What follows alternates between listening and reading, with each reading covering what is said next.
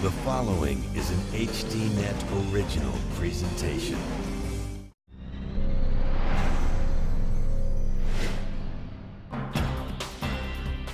Tonight, bailing out America's big banks. The man who policed the last bailout says, watch out. There will be a next time, and it will be much worse. S&P put out an estimate saying that the next crisis may cost $5 trillion in upfront cost just to deal with the large institutions and their assets. Where are we going to find $5 trillion? Also, many meds, private health insurance on the cheap. But what happens when you really need hospital coverage? A Cedars-Sinai admissions agent stated quite clearly, this policy is useless. This doesn't even cover one day in a room at Cedars-Sinai. And how are we going to pay for the bill? And opening day, an exhibit unveiled in New York, but the artist is behind bars in China. It is a bittersweet honor to welcome all of you here today to celebrate a remarkable piece of public art by one of the world's most creative and courageous public citizens, Ai Weiwei. We'll bring you the news tonight on Dan Rather Reports.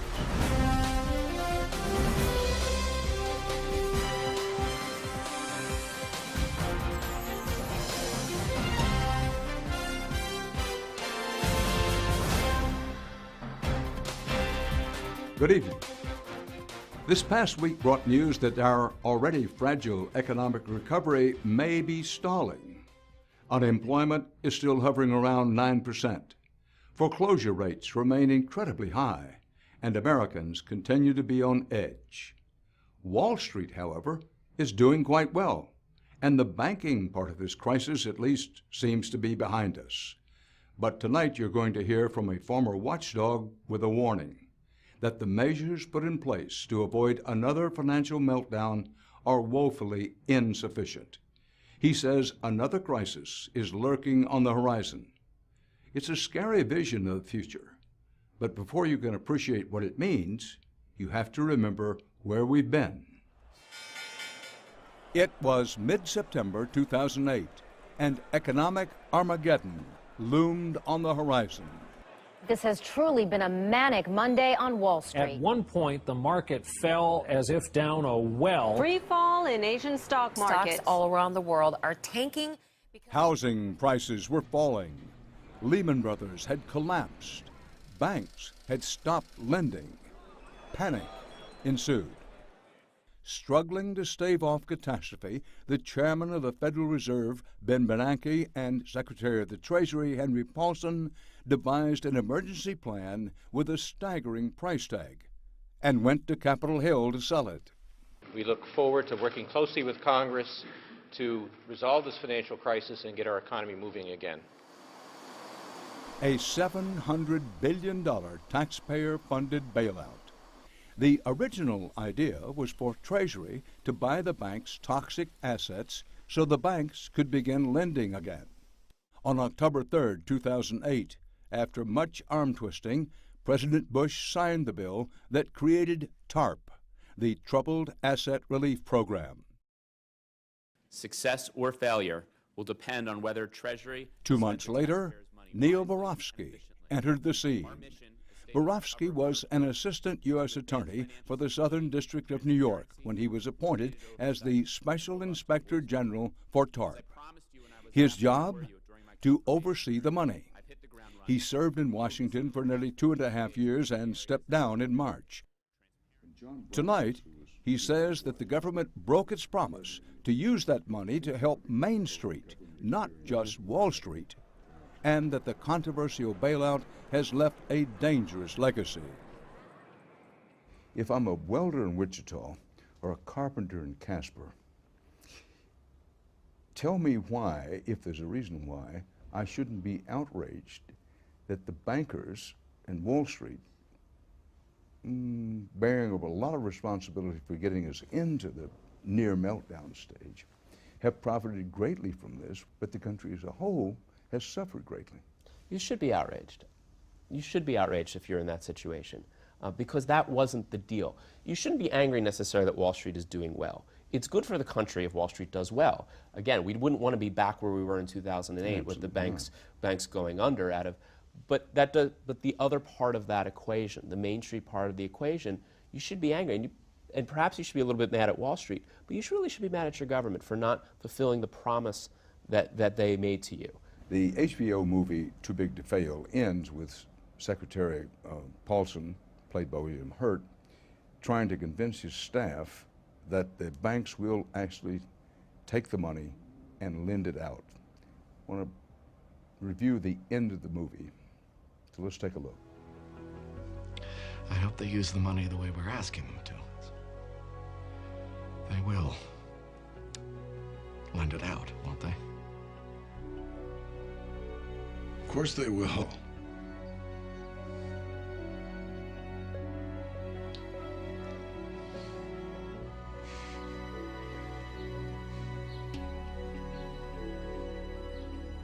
Of course they will. Of course they will, he says. That is, the banks will take the money and lend it out. Have the banks lent the money out? Absolutely not. Lending continued to contract throughout the crisis and through what is now a sort of recovery. And I think that lending is down 10 in the last quarters. The banks continue to have not been putting this money out on the street. And all this happened even after the largest banks were permitted to pay back TARP funds, and lending continued to contract more and more. Why is that? Well, I think in part you sort of see it in the movie, and I don't know if that scene is exactly what happened, but it does represent what the government's policy.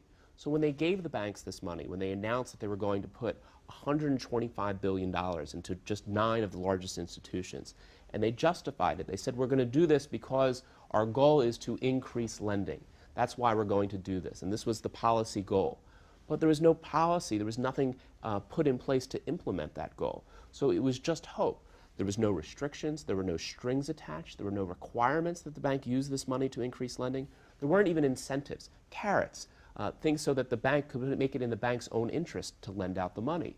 So what happened was the banks got this money and they decided that it was in their best interest, in the best interest of their shareholders, not to lend it out, but to use it to accumulate capital, to make investments, to lend the money back to the United States by buying treasuries and sort of locking in secure profits, and not lend the money. And it's not terribly surprising if you have a big policy goal, but you don't do anything to make sure that that policy gets carried out, that policy is going to be a failure. And this was a failure. Well, let's back up for a moment. The government had the negotiating edge in the beginning. We had the money. We're going to give you this money for bailout. Why weren't restrictions put in place? I think it was two things that underlie this failure. One, I think it was a lack of appreciation of just how much leverage that they had. And I think there was a sense back then, there was actually some concerns that the banks wouldn't take the money. Now, I don't really see, looking back, how that could have been perceived. I mean, ultimately, these were the regulators of these banks. They could have forced them to take the money.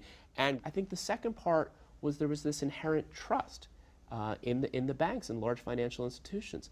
Notwithstanding everything that had happened leading up into the crisis, there was just this general belief that the banks would do the right thing on their own. Dan, I can't tell you how many times when making recommendations to Treasury, when I was Special Inspector General on this TARP program or that TARP program, and I would point out a vulnerability to fraud or a problem that may get away in the program, and a government official would say to me, "Oh, Neil, you don't understand. These are banks. They're not going to risk their reputation by doing the wrong thing." I was 8 days into the job, and I said, pretty common sense idea. Hey guys, let's make the banks tell us how they're using their funds. Because the goal of this is to get them to increase lending. Let's be able to track it in real time and tell the American taxpayers, who ultimately are the persons who provided all this money, let's tell them what they're doing with the money. And Dan, you would think that I declared a communist revolution from the reaction. I was told that this idea was terrible. I didn't know what I was talking about. I was going to destroy the banking system. I was going to destroy the economy. So much pushback. Frankly, to the uninitiated, it seems elemental. You're going to give the banks the money, say, let's have some accountability of how you're using the money. But who didn't do that? Was it the president? Was it the Secretary of Treasury? Ultimately, it's the Secretary of the Treasury. So today, that's Timothy Geithner, the current Secretary of the Treasury, absolutely. Did you ever talk to the Secretary of the Treasury about this? I had periodic meetings with him. In fact, the last time I met with him was in November 2009 on this topic of requiring the banks to finally report on how they're using TARP funds. And ultimately, after that meeting is when Treasury finally got around to doing it, at least requiring the reporting. But of course, by that time, the largest banks were well on their way to have paid back the funds, and the leverage was lost. Well, now TARP's defenders say it was a resounding success. They say that not only was the country saved from financial ruin, a real meltdown, but that most of the money has been paid back with interest. Well, I think if you look narrowly at those two goals, it's been successful. So the goals being preventing financial Armageddon and not having as catastrophic of losses on this program as we originally thought, sure, and that's good news, and I don't want to take away from that as being good news. But the program was supposed to do more than just prevent a collapse. It was supposed to restore home owning. It was supposed to keep up to 4 million people in their homes and not lose them to foreclosure. That was a very significant, broadly, boldly stated goal, and really part of the reason why the administration was able to convince Congress to authorize $700 billion to bail out the banks. Your critics say, and I'm quoting here, that you're just Monday morning quarterbacking and that no deal could be perfect when it was that frenzied and hastily put together out of necessity. Fair criticism? I embrace being called a Monday morning quarterback. That was my job. You know, Dan, every NFL coach, after a game, what is the first thing they do Monday morning? Analyze the film. Why? Because they want to be better the next week. Why as a country can't we look at the film and get better for the next week? Well, why not? I don't know the answer to that question. I think politics plays a large part in all of this. This is a very politically sensitive program, very, very deep feelings on both sides of the aisle about the program. And I think Washington is a place now where there is a political pain for admitting that you make a mistake and changing a policy, even if it means driving that policy into the ground. I, and I know a lot of other people, have at least the vague sense, well, we've been through a bad period, mistakes were made, but we're coming out of it. What's wrong with that view of anything? The danger to that thinking is forgetting that all of the structures, all of the things that led to the last financial crisis are still in place. You know, part of the reason why we had this last financial crisis was, you know, the name of the movie that we just watched, Too Big to Fail. And what has changed since 2008? The only thing that has changed is that now it's explicit. We're not going to let these banks fail. But can we afford to bail them out a second time? It'd be much more expensive, wouldn't it? It is a terrible place that we're going to find ourselves. Because, first of all, they're bigger now than they were before. You know, part of the reaction... They're bigger now than they were before. 20% bigger. Because part of the reaction, part of what the government did was encourage them to get bigger. So when Bear Stearns got in trouble, when Wachovia got in trouble, when WAMU got in trouble, these huge institutions, they got swallowed up by even bigger banks. And as a result, we can't let them fail. But the cost will be extraordinary. S&P put out an estimate saying that the next crisis may cost $5 trillion in upfront cost just to deal with the large institutions and their assets. Where are we going to find $5 trillion? Good question. Where are we going to find it? I have no idea. And that's where the path that we're down on as a country. Counselor, you're scaring me. You should be scared. I'm scared. I mean, you can't not be scared. You can't look at what happened in the run-up to 2008 and see how it's not going to repeat itself given what we've done. If I'm a banker talking about taking risk and ever-increasing risk, where's the incentive for me not to take irresponsible risk when I can say to myself, it's now guaranteed. If we get in trouble again, the people of the United States will bail us out again. It's actually even worse than that, Dan, because there's pressure on you as that executive to actually take on more and more risk. You know, Chuck Prince, who was the CEO of Citi, famously told Hank Paulson when he was Secretary of Treasury in late 2007, he said to him, Hank, can't you order us not to take so much risk? He also famously said, as long as the music's playing, you got to get up and dance. So there are pressure on these institutions to take on more and more risk because with more risk becomes more profits. And that is exactly what's happening in the market right now. The largest banks have a bigger advantage than others. The rating agencies are giving them increased ratings specifically on the assumption that the government will bail them out. and that distorts the entire market in exactly the manner that you just said. Dodd-Frank, named after Senator Dodd and Congressman Frank, it was a landmark financial reform bill. It created a new council that is supposed to identify threats to the system and, quote, wind down failing banks in an orderly manner. Now, the bill passed. Has that happened? Is it happening? It's not. Now, it did give the power to regulators to do these types of things, to address the size of the institutions, how much money they're able to borrow, their leverage limits, how much money they keep on hand in capital, to save for a rainy day. It has all the abilities to do so. So it gave them the power. Enormous power. How about the resources to implement that power? They likely have the resources, but what it doesn't give them is the will. The political and regulatory will will be required to actually take on these problems. And we've seen very, very little progress on this front. And what you're really asking here is you're asking the financial regulators, the exact same regulators who were asleep at the switch leading up until 2008. Now you wave a wand through legislation and say that suddenly they're going to get it next time. They're going to know, they're going to see the next bubble, they're going to be able to identify, and they're going to be able to use these powers to rein in the banks, to have the appropriate mechanisms, to wind them down, to make sure they don't get too big.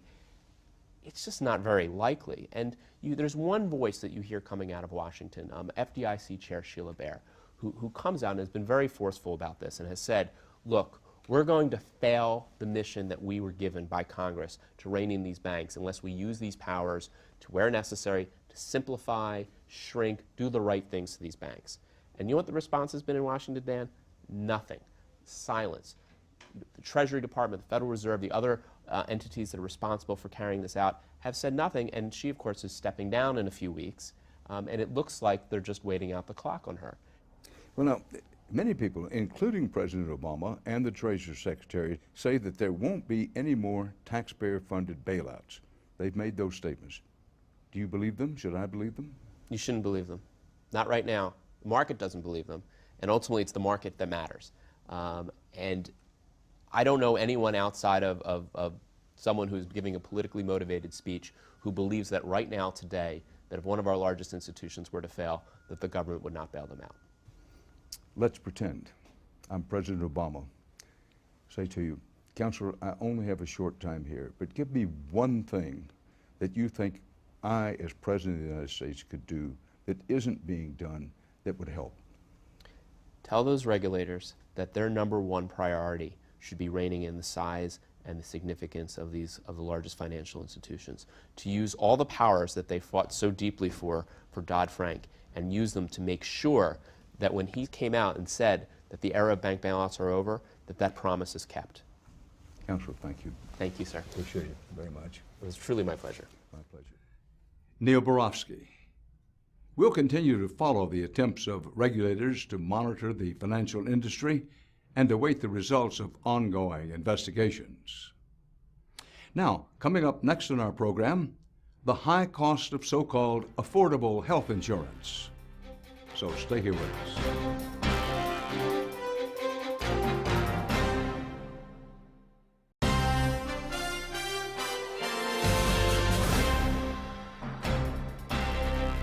Welcome back.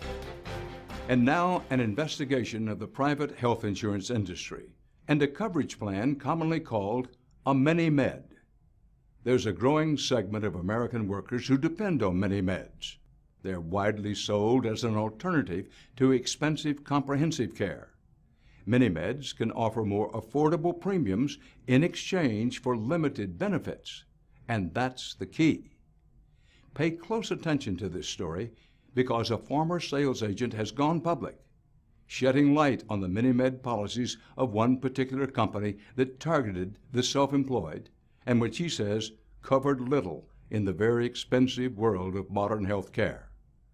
The deceptions were so egregious that late last year, the Los Angeles City Attorney's Office filed a suit on behalf of the people of California against the company and its Wall Street owners, saying the policies were, quote, junk.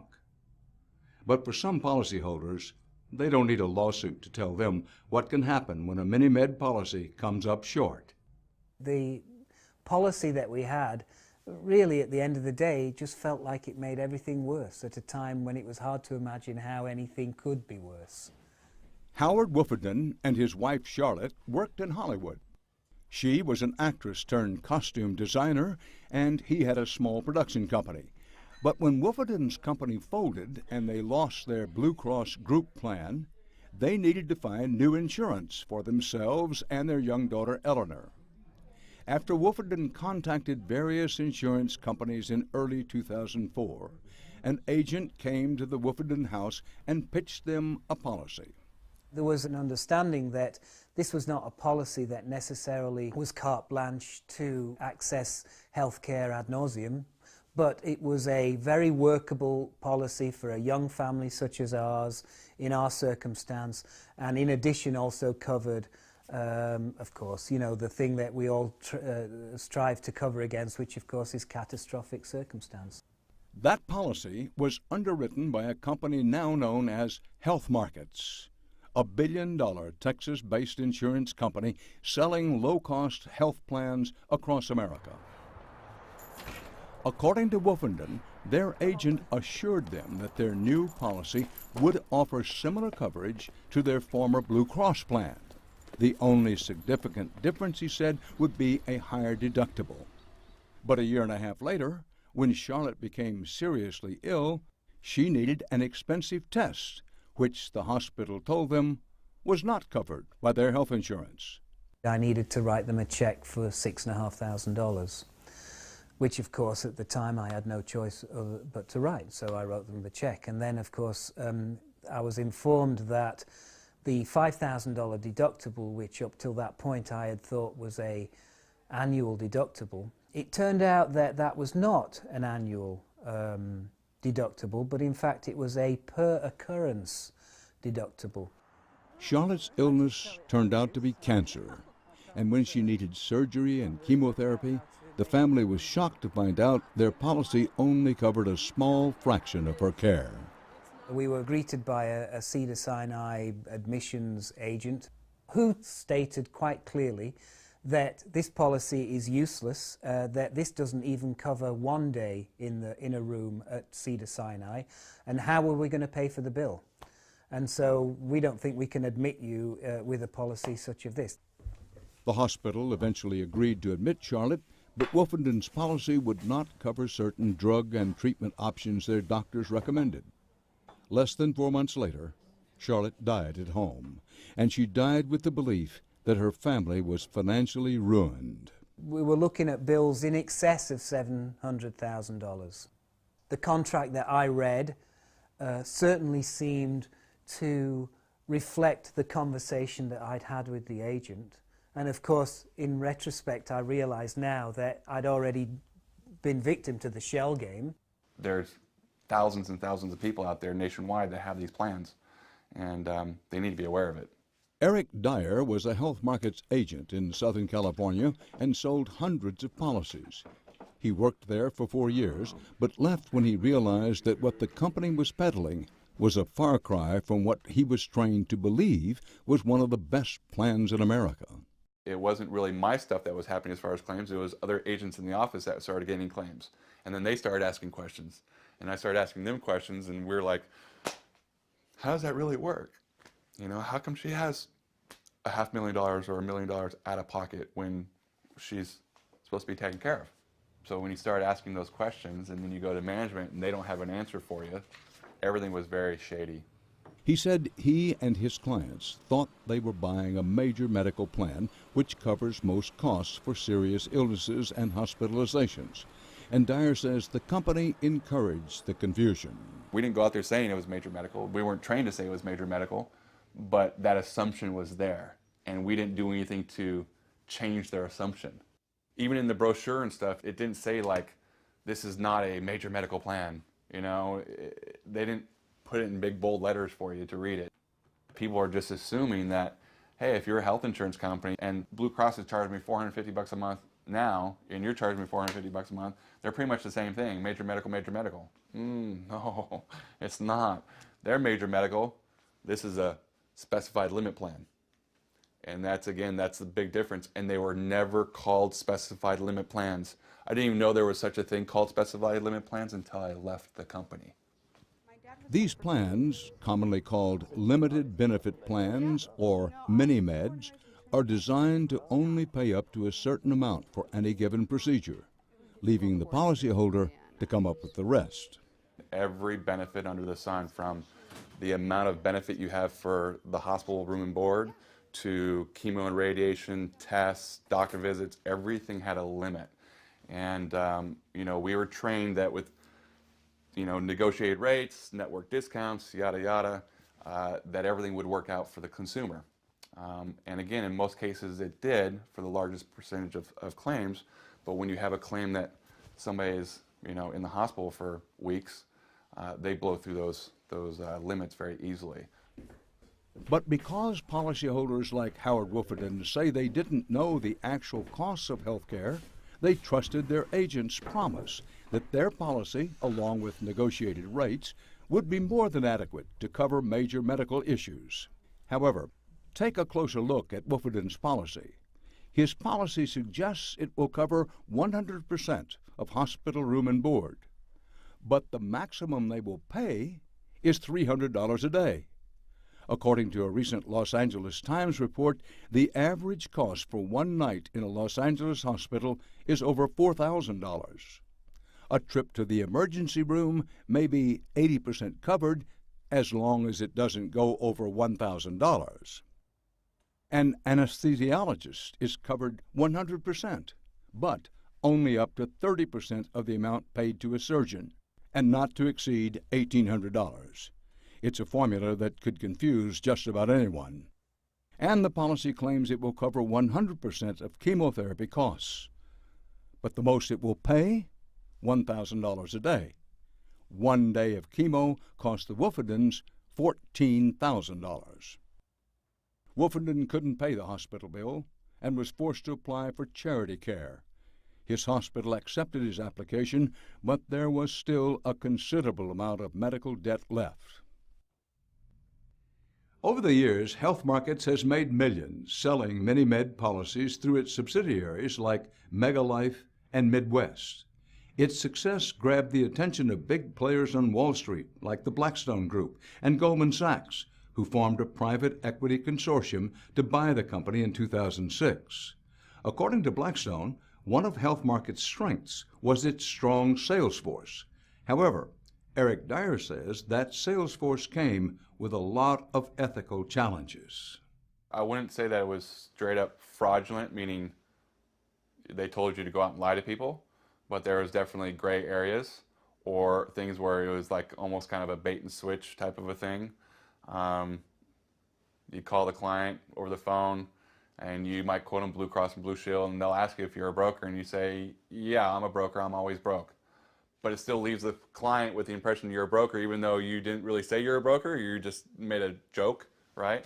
All the way to, the companies having all the agents sign saying that we're using approved materials in the field, yet them knowing that we're not using approved materials in the field, because otherwise it would have been stopped. California's Department of Insurance mandates how companies like Health Markets can pitch their policies. But according to the Los Angeles complaint, agents were trained to play the system.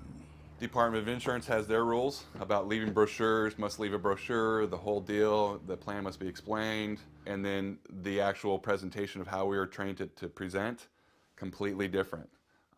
Never leave a brochure, try not to leave a brochure, don't say these words, don't say major medical, don't say full coverage, comprehensive coverage. These kinds of practices got the attention of insurance regulators in 35 states, and they launched an investigation of Health Markets through the National Association of Insurance Commissioners.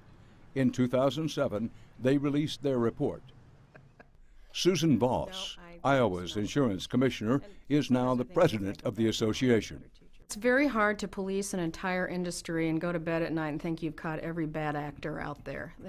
The report was a stinging indictment of Health Markets' business practices.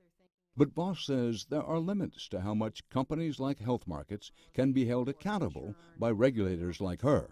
With the limited health benefit plans, what's the single biggest thing you think consumers need to understand? That they're limited, that they're not going to cover everything.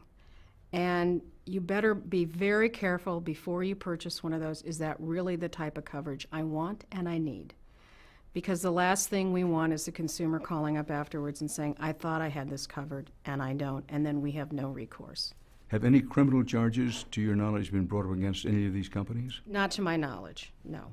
Well, you mentioned with the Health Markets Company, among the accusations, correct me if I'm wrong, was fraud or something at least borderline fraud. Actually, it was probably more like misinformation provided. I wouldn't say it was fraud. Now, we have a fraud bureau in each state, and they could certainly look to see if it rose to the level of a criminal action with fraud. Now, the National Association of Insurance Commissioners, they made a settlement. Tell me what the settlement was. We saw that there were numerous problems with sales conducts by agents, claims processes. They weren't processing claims correctly, paying claims. So collectively, we can obviously do more as a group than just individual states. And we entered an agreement that they had to clean up their sales practices. We know that these limited benefit plans sometimes are not the right type of coverage for people. They may misunderstand what they're purchasing, and quite frankly, the company may continue to be making inappropriate claim payments or misrepresentations. So currently there's an ongoing investigation of additional claims that have arisen. That examination is confidential in nature, so I can't really tell you exactly what's going on, but we're looking at it very closely. The association fined Health Markets $20 million. But they are not the only ones to find fault with the insurance company. Howard Wolfenden and countless other customers have sued and settled with Health Markets. Plus, 2 state attorneys general have gone after them as well. And now the Los Angeles lawsuit takes it one step further, saying the responsibility goes to the very top of the corporate ownership ladder. We made the decision to join Goldman and Blackstone as parties to this case. Felton Newell is a deputy city attorney in Los Angeles. In a first, his office is also going after Health Markets owners, the kings of Wall Street. This is not a situation where there was a passive investment by financial institutions. And this situation is part of the acquisition by which they became the majority stakeholders in the company. They ensured that a majority of the members of the board of Health Markets would be controlled by people who are affiliated with Goldman and Blackstone. The chair of the board of Health Markets is affiliated with Blackstone. On the key committees, such as the Compliance Committee and Regulatory Committee, a majority of the members are affiliated with Blackstone and Goldman. And since the time they purchased the company in 2006, they have made dividend payments of over $200 million to Blackstone and to Goldman. And based on that, we feel that that reflects a level of direct involvement in the activities of the company and benefiting from the activities of the company, and thus that they should be named as defendants in this lawsuit. And there is this. We discovered an interview that Health Markets' then CEO and current board member, Philip Hildebrand, gave to an online show produced by the insurance rating house AM Best. The broadcast was recorded in October of 2010, before Los Angeles filed its lawsuit.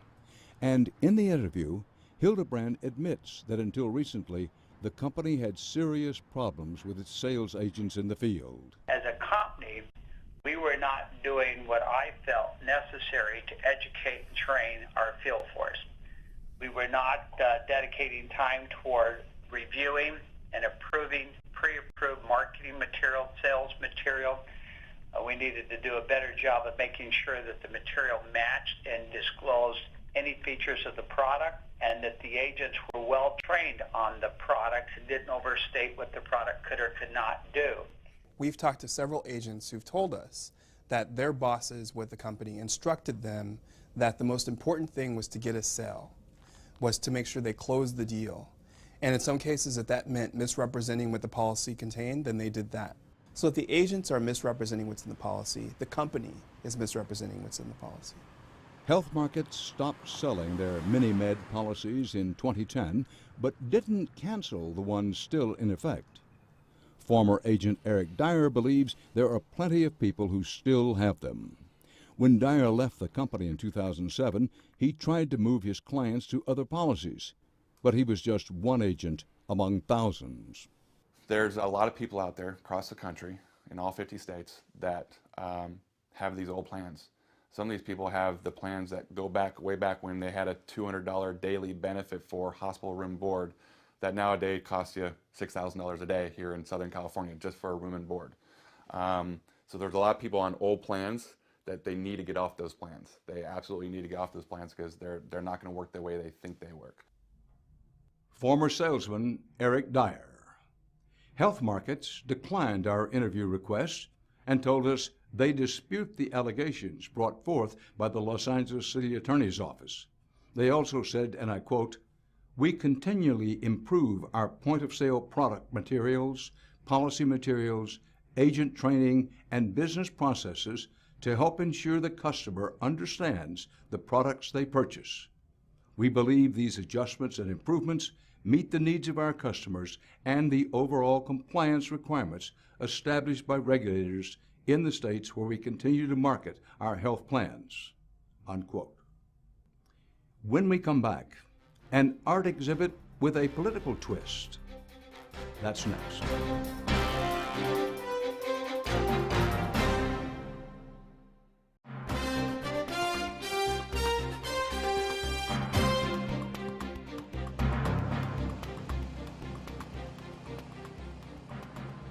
In the wee hours of a recent chilly spring morning in New York City, in front of the famed Plaza Hotel, there's a flurry of activity. Workmen in hard hats are busily unloading and installing a dozen mysteriously wrapped sculptures, while the city that never sleeps continues on, seemingly unaware that a potent symbol of a major political crackdown in China has come to the heart of the Big Apple. A few days later, the wrapping now removed, 12 larger-than-life animal heads stood side by side in the Pulitzer Fountain, a depiction of the Chinese zodiac. A good crowd turned out for the official opening of the exhibit, despite the rainy weather. New York City Mayor Michael Bloomberg took the podium. Good morning. It is a bittersweet honor to welcome all of you here today to celebrate a remarkable piece of public art by one of the world's most creative and courageous public citizens, Ai Weiwei. Then the mayor addressed what most everyone in the crowd already knew. The artist behind this work, Ai Weiwei, would not be attending the opening. Ai Weiwei could not be with us here for this unveiling of his latest work. As you know, he has been detained by the Chinese government, and the very fact that we do not know where he is or when he will be released is very disturbing. Before his arrest in early April of 2011, Ai was already a world-famous artist, best known for his design of the Bird's Nest Olympic Stadium in Beijing. But he had fallen increasingly out of favor with the Chinese government because of his outspoken calls for greater openness and accountability. He used his blog to encourage his fellow citizens to expose corruption and incompetence. In one post he wrote, "We live in a despotic political system that needs to be cursed, and it must die before our eyes." Perhaps unsurprisingly, Chinese authorities shut down his blog in May 2009.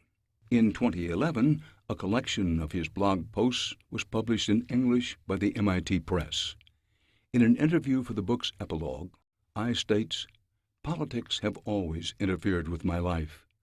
I think that an artist's concern with attitudes of existence is always related to politics." And his creative activity certainly confirms that. This video, shot by artists working in Ai's studio, is an investigation of the government's response to the 2008 Sichuan earthquake, which killed an estimated 70,000 people. Thousands of the dead were children who perished in collapsed school buildings. Ai demanded answers, especially to allegations that political corruption led to poorly built schools. His efforts ultimately resulted in a moving work of art, made up of thousands of children's backpacks, like those left behind in the rubble. 我和公民调查在过去的8个月当中做了大量的工作，掌握。 In the course of his investigation, I says he was beaten by local authorities. 谁啊？警察？什么警察？ He managed to record the audio of the incident, which he subsequently put in a film and released to the public. In the aftermath of the beating, I suffered a cerebral hemorrhage, and true to form, he took pictures and tweeted them from his hospital bed. The Chinese government was not amused, and this January it started ramping up the pressure. I had just completed a sprawling new studio in Shanghai when the authorities ordered it destroyed. Of course, I was there to document that as well. These were all big stories in the art world, and Ai's stature outside of China continued to grow. But in his home country, the government was trying to tamp down his celebrity and silence his voice. When we talked to him a few days before his arrest, he told us he knew that his actions, like those of his fellow internet activists, could have grave consequences. Because you have discussions on the internet, then you can be taken away without legal papers and can be hidden in somewhere nobody would know you, even your family cannot reach you for months. So this is terrifying. It's really like Nazis. Ai Weiwei is one of many Chinese activists who have been recently detained by a communist government that is taking an increasingly authoritarian stand against its critics. For those who gathered for the opening of Ai's exhibit in New York, the artist's absence was a poignant reminder that under authoritarian regimes, personal expression can be a dangerous activity. Today, we all stand in solidarity with the millions of people around the world who are hoping that Ai Weiwei is quickly and safely released. And we stand in solidarity with the billions of people who do not have the most fundamental of human rights, the most cherished of all American values, and the most valuable of all New York's riches, and that is free expression. We all hoped that Ai Weiwei would be able to attend the opening of his sculptures. It's the first large-scale public exhibition of his work in the United States. Also in attendance at the exhibit's opening was Melissa Chu, who has known Ai Weiwei for many years. She has studied his work since the 1990s. This is really working more with a sense of value and preciousness. This is one of his earlier pieces. Chu is an expert on contemporary Chinese art and the museum director at the Asia Society. So this work by Ai Weiwei is called Grapes. To try to get a sense of Ai Weiwei the artist, we met Chu at a New York gallery where some of Ai's works are on display. I think that much of the discussion up until this point has been about his political commentary, and there's been very little ability for us to be able to talk about his creative output, his work as an artist, and so this is an occasion for us to be able to see it. I think Ai Weiwei, of any other artist perhaps in China, is one of the most difficult to categorize. He doesn't just do sculpture, he doesn't just do photographs. He doesn't even just do architecture or some of his political activism. He's always been one of those artists who sought to make statements and then find the best media to do that. Chu said much of Ai's work challenges modern Chinese cultural assumptions. In the mid-1990s, when the government was tearing down old housing in Beijing to rebuild the city, Ai created a series of photographs of him dropping an ancient Chinese urn. So in many ways that was something of a commentary on what was going on in Beijing around him. And it's a great introduction to what we might consider to be Ai Weiwei's kind of conceptual practice. He's painted corporate logos on old Chinese pottery, taken a series of anti-authoritarian photographs, and filled the massive exhibition hall at the Tate Modern Museum in London with 100 million porcelain sunflower seeds. sunflower seeds are an everyday snack for Chinese people. They eat them all the time. And so it's a kind of marriage of the very precious with the everyday that I think is really at the heart of a lot of Ai Weiwei's more conceptual installation projects. He's always been somebody for whom art and life kind of merged together, and maybe that's why also we see his more recent kind of political statements. I imagine he would consider them as part of his own art practice as well.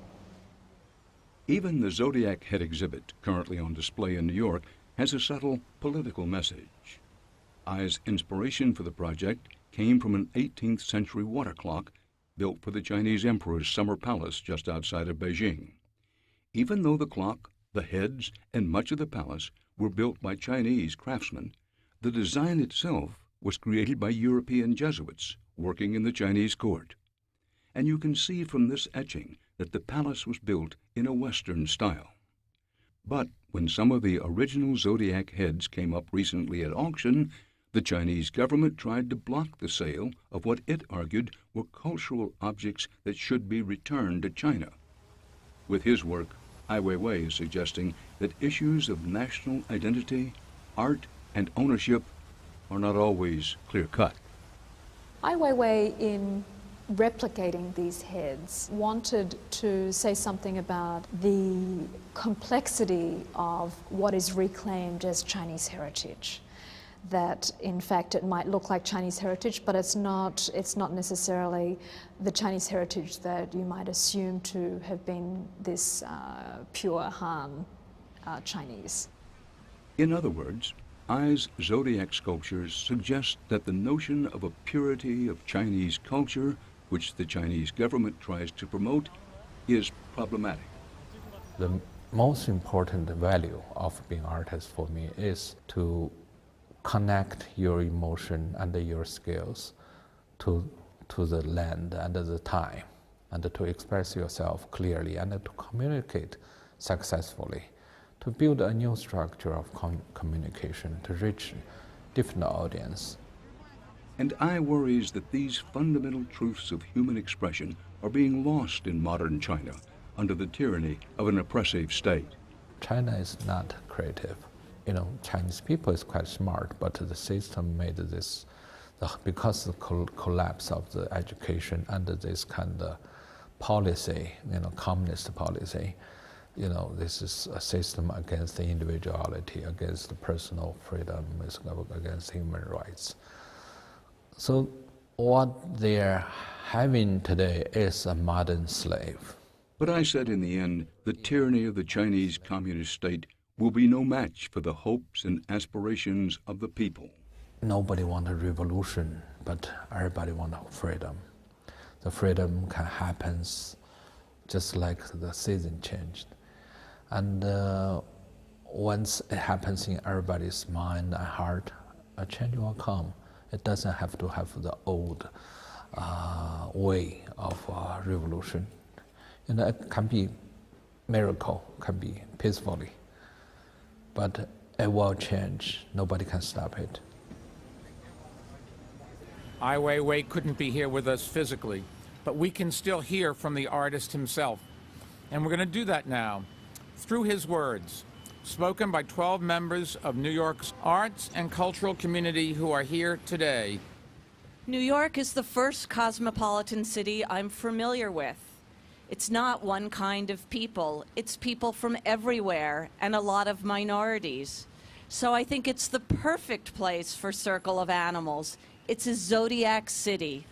Once you perceive a thing straightforwardly, with a clear mind and no obstacles, you will discover that your resources are inexhaustible.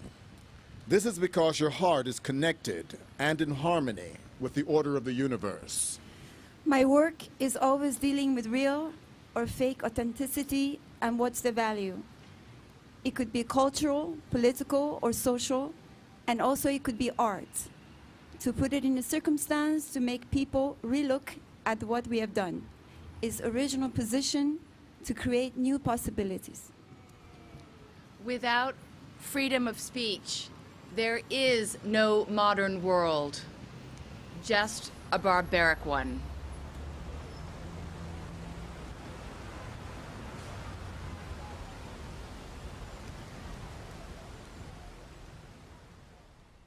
Nearly a month and a half after Ai Weiwei's arrest, his wife was finally permitted to see him for a short supervised visit.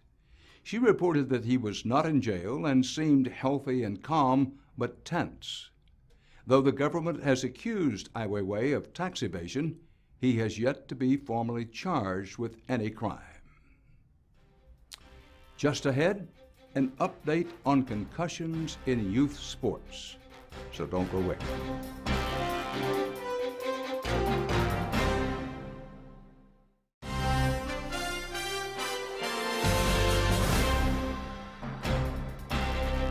And now an update to a story we continue to follow: the danger of concussions in young athletes. Last year, we visited Mesquite High School in Texas, a place where sports are king. There you go. Come on, come on, come on. Because no state or federal guidelines for how to deal with concussions at school were in place, head athletic trainer Bucky Taylor studied the literature, talked to experts, and wrote his own. You know, I just looked back over my career and I thought, my goodness, I don't know how many concussions I average a year, probably 5 or 6, and I can think back over my career, some of those kids that had really bad concussions. And I took care of them the way the standard of care was at the time, but I worried. I mean, it just worried me because, the NFL's doing, all these studies, they're getting the cadaver brains, and they've been showing some really significant damage to the brain that these gentlemen have had over the years. When I saw that the first time, again, it goes back to me thinking about my career. I think, that could be a brain of a kid that I had. And the first concussion that he had was when he was a freshman at Mesquite High School. Was that case of sort of a light bulb went off? Absolutely, absolutely. And I came back and I talked with our athletic trainers in our town, and we kind of felt like we needed to have something in writing, and we all needed to be on the same page. And today, schools in at least 10 states have adopted a version of Bucky's guidelines as their own. In his home state of Texas, the state legislature has just passed a bill that will require all students in the state to leave a game or practice as soon as a suspected concussion occurs, and they will not be allowed to return to play until cleared by a doctor. And that's our program for tonight. From New York, for HDNet, Dan Rather reporting. Good night.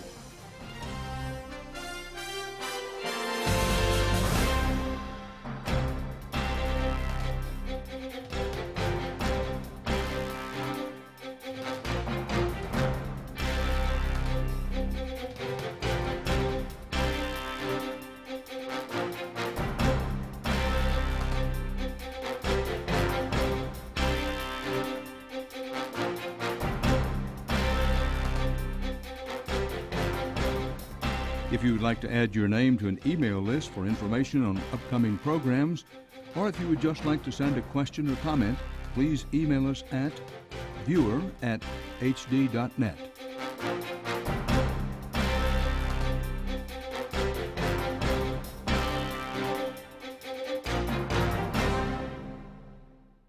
So the banks could begin lending again. On October 3rd, 2008, after much arm twisting, President Bush signed the bill that created TARP, the Troubled Asset Relief Program.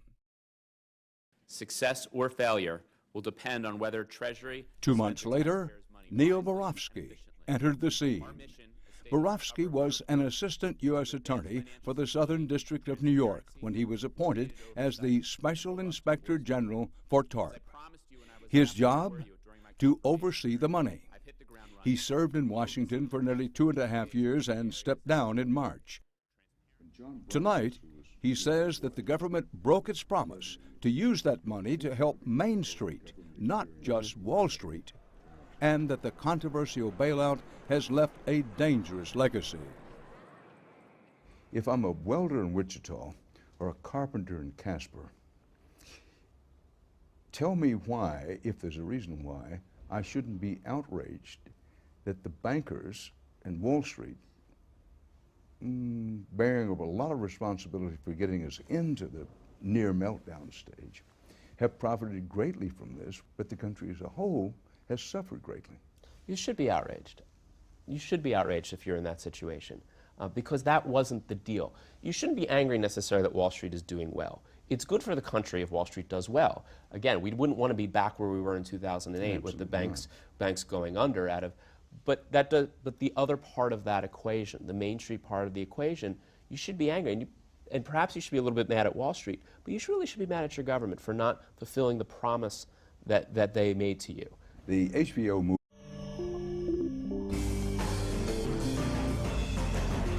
The following is an HDNet original presentation.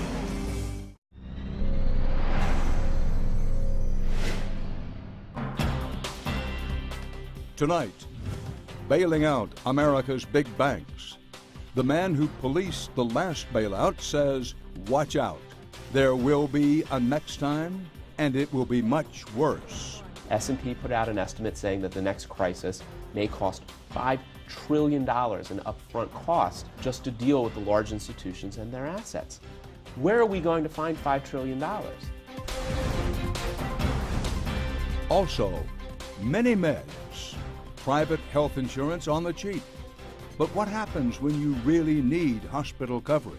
A Cedars-Sinai admissions agent stated quite clearly, this policy is useless. This doesn't even cover one day in a room at Cedars-Sinai. And how are we going to pay for the bill? And opening day, an exhibit unveiled in New York. But the artist is behind bars in China. It is a bittersweet honor to welcome all of you here today to celebrate a remarkable piece of public art by one of the world's most creative and courageous public citizens, Ai Weiwei. We'll bring you the news tonight on Dan Rather Reports.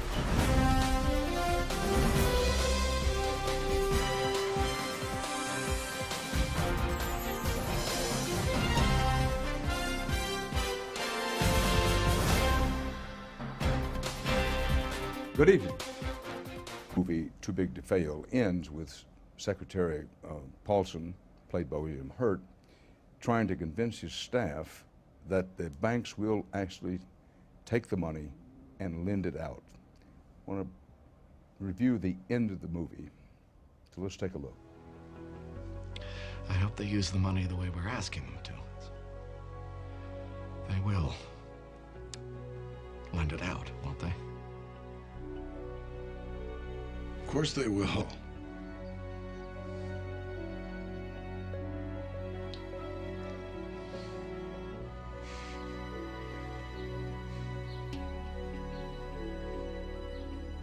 Of course they will. Of course they will, he says. That is, the banks will take the money and lend it out. Have the banks lent the money out? Absolutely not. Lending continued to contract throughout the crisis and through what is now a sort of recovery. And I think that lending is down 10 in the last quarters, that the banks continue to have not be putting this money out on the street. And all this happened even after the largest banks were permitted to pay back TARP funds, and lending continued to contract more and more. Why is that? Well, I think in part you sort of see it in the movie, and I don't know if that scene is exactly what happened, but it does represent what the government's policy. So when they gave the banks this money, when they announced that they were going to put $125 billion into just 9 of the largest institutions, and they justified it. They said, we're going to do this because our goal is to increase lending. That's why we're going to do this. And this was the policy goal. But there was no policy, there was nothing put in place to implement that goal. This past week brought news that our already fragile economic recovery may be stalling. Unemployment is still hovering around 9%. Foreclosure rates remain incredibly high, and Americans continue to be on edge. Wall Street, however, is doing quite well, and the banking part of this crisis at least seems to be behind us. But tonight you're going to hear from a former watchdog with a warning that the measures put in place to avoid another financial meltdown are woefully insufficient. He says another crisis is lurking on the horizon. It's a scary vision of the future, but before you can appreciate what it means, you have to remember where we've been. It was mid-September 2008, and economic Armageddon loomed on the horizon. This has truly been a manic Monday on Wall Street. At one point, the market fell as if down a well. Free fall in Asian stock markets. Stocks all around the world are tanking. Housing prices were falling. Lehman Brothers had collapsed. Banks had stopped lending. Panic ensued. Struggling to stave off catastrophe, the chairman of the Federal Reserve, Ben Bernanke, and Secretary of the Treasury, Henry Paulson, devised an emergency plan with a staggering price tag and went to Capitol Hill to sell it. We look forward to working closely with Congress to resolve this financial crisis and get our economy moving again. A $700 billion taxpayer-funded bailout. The original idea was for Treasury to buy the bank's toxic assets. So it was just hope. There was no restrictions, there were no strings attached, there were no requirements that the bank use this money to increase lending. There weren't even incentives, carrots, things so that the bank could make it in the bank's own interest to lend out the money. So what happened was the banks got this money and they decided that it was in their best interest, in the best interest of their shareholders, not to lend it out, but to use it to accumulate capital, to make investments, to lend the money back to the United States by buying treasuries and sort of locking in secure profits, and not lend the money. And it's not terribly surprising if you have a big policy goal, but you don't do anything to make sure that that policy gets carried out, that that policy is going to be a failure. And this was a failure. Well, let's back up for a moment. The government had the negotiating edge in the beginning. We had the money. We're going to give you this money for bailout. Why weren't restrictions put in place? I think it was two things that underlie this failure. One, I think it was a lack of appreciation of just how much leverage that they had. And I think there was a sense back then, there was actually some concerns that the banks wouldn't take the money. Now, I don't really see, looking back, how that could have been perceived. I mean, ultimately, these were the regulators of these banks. They could have forced them to take the money. And I think the second part was there was this inherent trust in the banks and large financial institutions. Notwithstanding everything that had happened leading up into the crisis, there was just this general belief that the banks would do the right thing on their own. Dan, I can't tell you how many times when making recommendations to Treasury, when I was Special Inspector General on this TARP program or that TARP program, and I would point out a vulnerability to fraud or a problem that may get away in the program, and a government official would say to me, "Oh, Neil,